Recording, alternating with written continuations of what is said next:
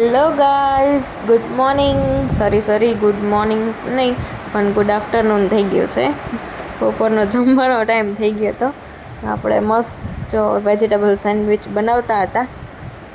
જો બધું જો આ ભાઈ ઉપરથી શૂટિંગ એક બીજી રીતે કરતા હતા. જો તો આપણે મસ્ત બટર લગાવી દીધું ને પછી ગ્રીન ચટણી લગાવતા હતા. જો આ સાઈડ બધું કાકડી, ટમેટા, ડુંગળી સુધારાતું હતું.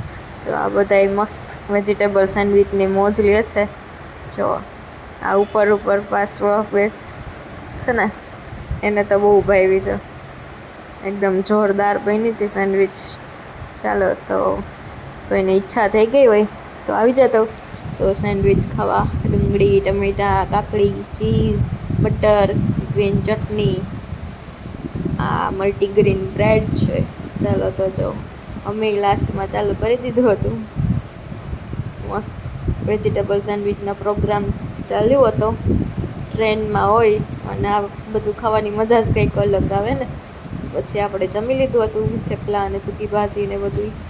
જો તો આજનું વેધર જોઈ લો તમે, એકદમ જોરદાર હતું. જો ગ્રીનરી. આપણે આવી ગયા હતા મુંબઈ. તમને બધાને તો ખબર પડી જ ગઈ હશે હવે.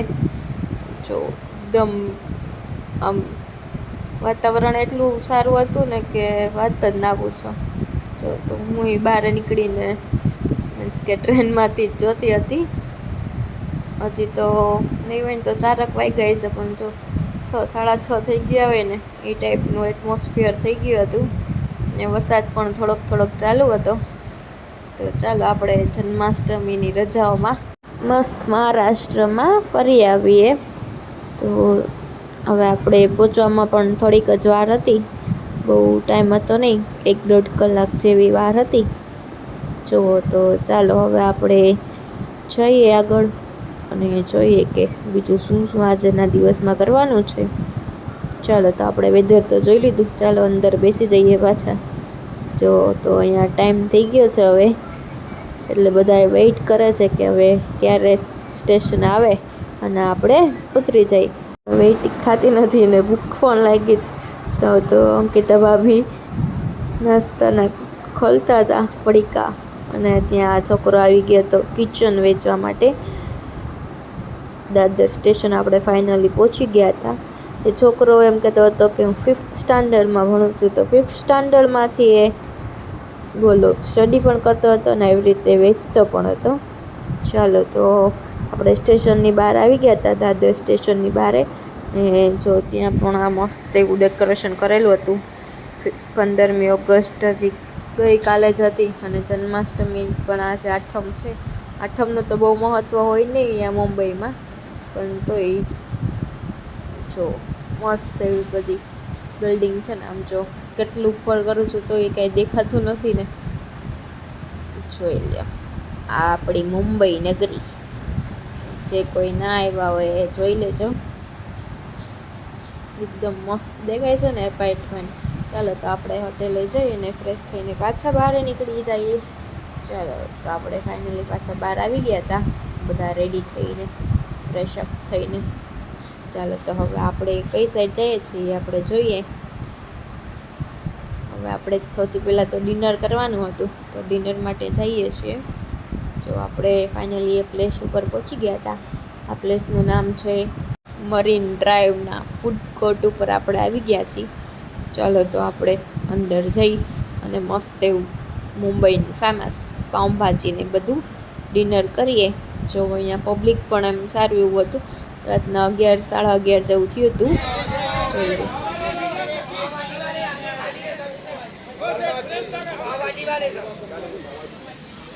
पावभाजी वाले पूरा खाली हो गया, सब आराम से बैठी तो खाना सब यहाँ पे जाएगा। पावभाजी वाले आगे, पावभाजी वाले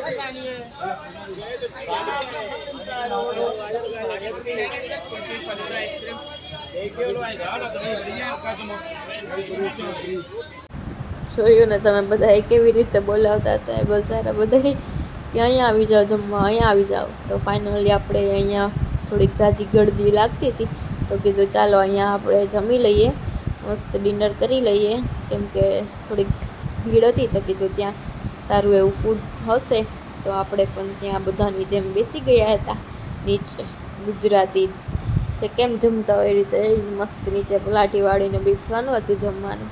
ચાલો તો આપણે પણ વિડીયોમાં આવી ગયા હતા અને હવે બધા ડિસ્કસ કરતા હતા કે શું ફૂડ ઓર્ડર કરવું. જો સેટીઝ પાઉંભાજી, ચાલો તો મુંબઈની ફેમસ બટરી પાઉંભાજી આવી ગઈ હતી.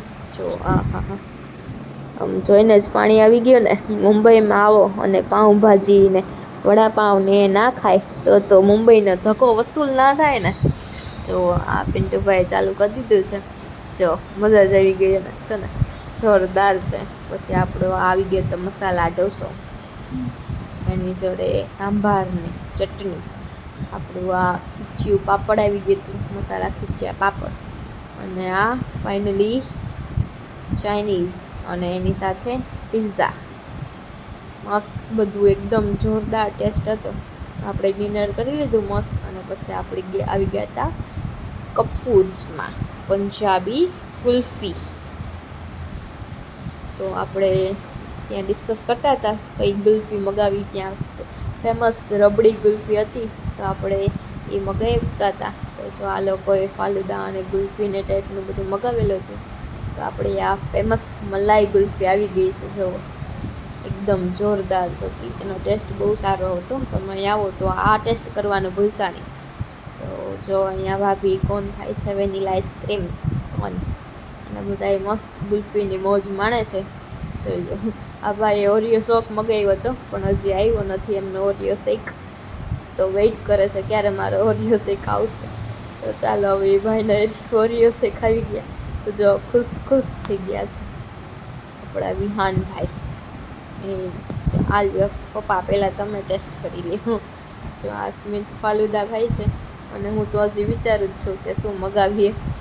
ચાલો તો હવે આપણે કંઈક ઓર્ડર કરી દઈએ. એ પહેલાં જો બિલ્લી આવી ગઈ હતી 2, તો એને પણ આપણે ગુલ્ફી આપી.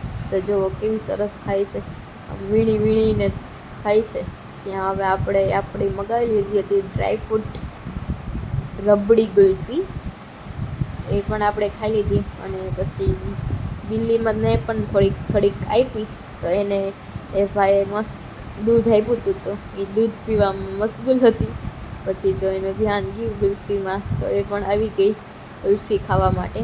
તો ચાલો આપણે ગુલ્ફીની મજા લઈ લીધી અને ત્યાંથી નીકળી ગયા હતા બહાર.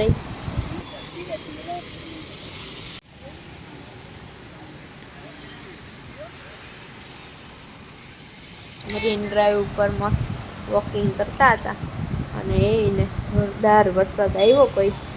તો અહીંયા બધા એ રમતા હતા મસ્ત. થોડીક વાર થઈને ત્યાં જ મસ્ત એવો વરસાદ આવી ગયો. જોઈએ, ચાલો તો તમે વરસાદની મોજ માણો મરીન ડ્રાઈવ સાથે. અને જો આજનો વિડીયો ગમ્યો હોય તો લાઈક, શેર અને સબસ્ક્રાઈબ કરવાનું ભૂલતા નહીં. ચાલો તો હવે આપણે લાસ્ટ એન્ડ તમને બતાવી દઈએ આજના વિડીયોનો.